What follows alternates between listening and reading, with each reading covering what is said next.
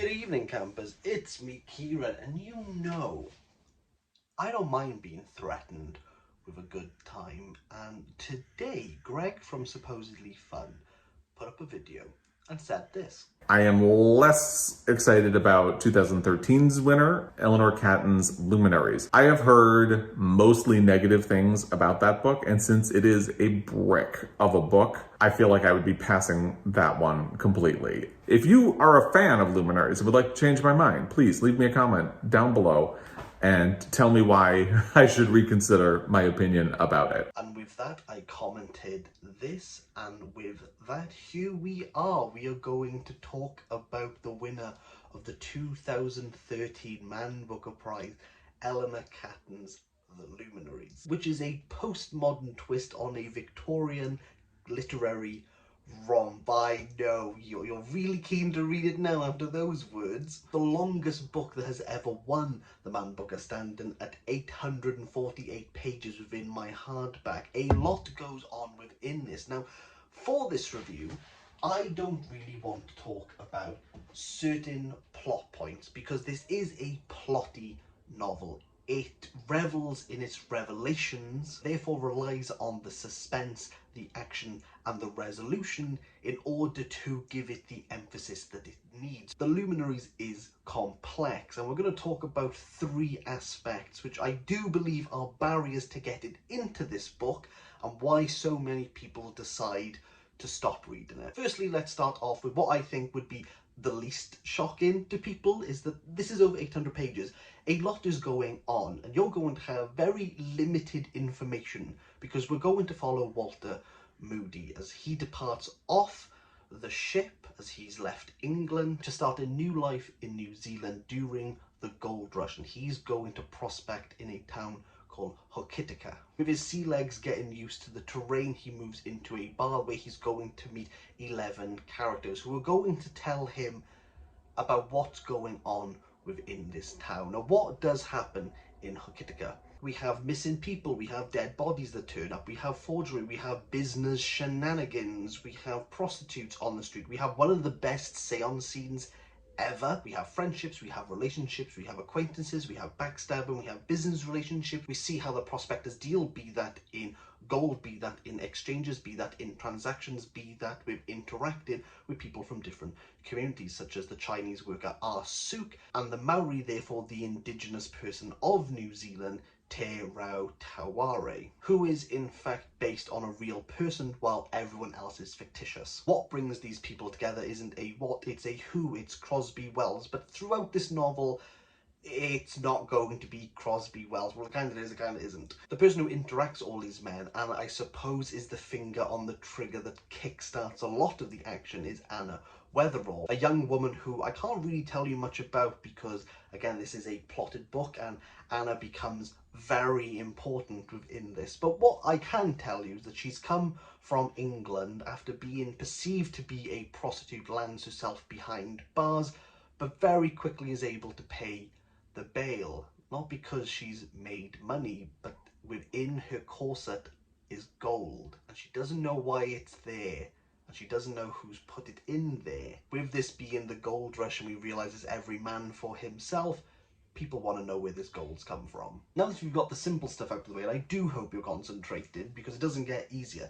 the Luminaries is based on astrological charts. Now, I'm no expert in astrology, but let me try to explain. This astrological chart was researched by Catton and actually corresponds to the date given. Therefore, all 12 parts are in some way predestined by the stars. The characters are acted in certain ways based on the zodiacs, based on the planetary motions. That book was really hurting my hand holding that up, so I'm just going to put the chart there. This chart is based on Western astrology, and you'll see on the outside they are the symbols for the 12 members of the zodiac: Capricorn, Aquarius, Pisces, Aries, Leo, etc, etc. Moving into the chart, you will see 12 characters, and those characters represent the zodiac. Their character traits are mapped onto the zodiac. So how do they interact with people? Well, you have the 12 people on the outside and you have the planets on the inside. Who are the planets then, you're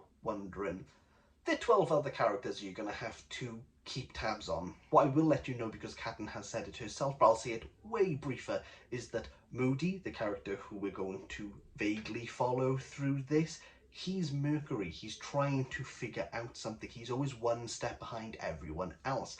And that's because he wasn't there at the beginning when everything kicked off. Now, I did tell you about Anna Weatherall. Now, the Luminaries as a title is regarding the sun and the moon being more a biblical sense as the light of the night. Anna at times can be the sun, Anna at times can be the moon, and they work outside of this astrology sign. They twist and turn everything. Therefore, all the revelation, all the build-up, all the suspense revolves around them. Maybe it's a moot point, but worth stating. But if you're well versed in astrology, if you study these astrological cycles, you can deduce how characters are going to react. You can figure out what's going to happen before even reading any of the book.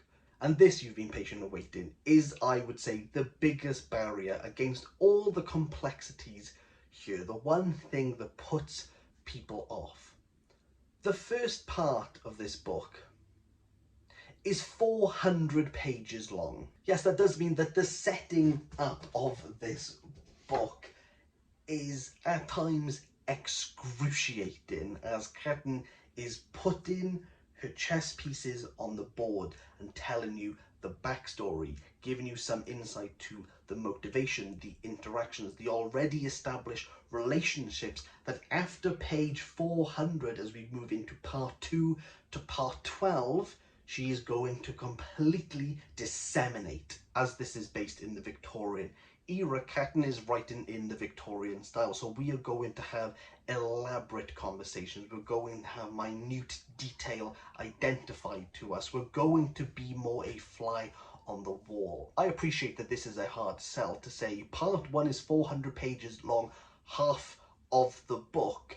But you might be thinking, if you've done a little bit of maths, but that means there's 11 extra parts split between 400 pages. How is all this going to work? Well, this book works on a lunar cycle, and each chapter basically halves in size, symbolizing the waning of the moon. So with the first being 400, the second is 200, the third is 100, the fourth is 50, the fifth is 25, the sixth is 12, the seventh is 6th, hang on, and yeah, it's give or take around 50%, but yes, part 12 is just over 1 page. This for me makes this book absolutely stellar and stand out, is that at the end of page 400, you're fairly comfortable. Just like Walter Moody, you've kind of got your grips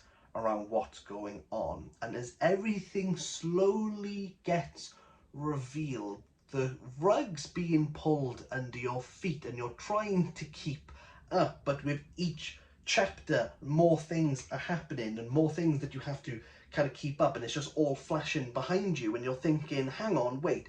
But I thought this character was doing this thing. Wait, hang on, wait. So who's this character? Why has he come in? But he told me he was going to go over there. So why has he just turned up over here? Towards the end, where you get this absolute, rather than a climax, you get this calm period. We finally come to the new moon, where new beginnings are going to happen. And you're breathless. You're breathless by the end of it, because it's a page turner in a literal sense that so much is happening.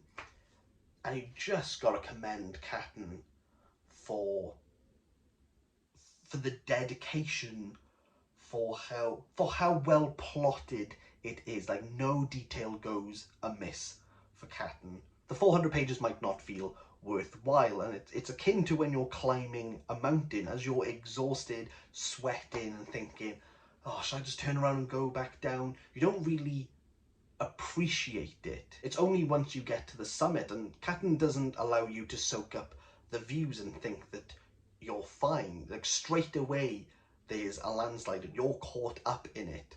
And once you're at the bottom and everything's settled, you look back and go, yeah, maybe the hike wasn't as bad as I thought. You might be listening to everything I've said and go, I don't know if I can keep up on top of this. Now, I'm not entirely sure what, like, the literary, like, the proper name, so if someone could tell me, let me know. Catton here gives us a brief outline of what's going to happen, and some of it might have double meanings. Other times you're thinking, I don't even know what you're referencing.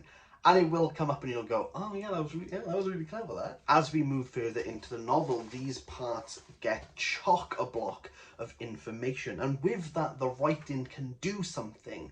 And that is relax. It's not confined to the Victorian style. We lose the intricacies. We lose the details.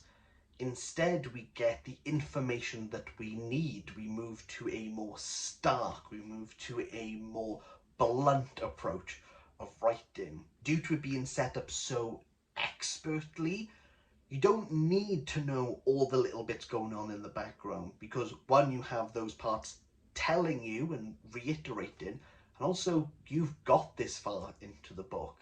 You'll have a pretty good idea what's going on. This book is absolutely phenomenal. And I will be honest, I remember reading this and thinking, the first 400 pages going, do I even continue with this?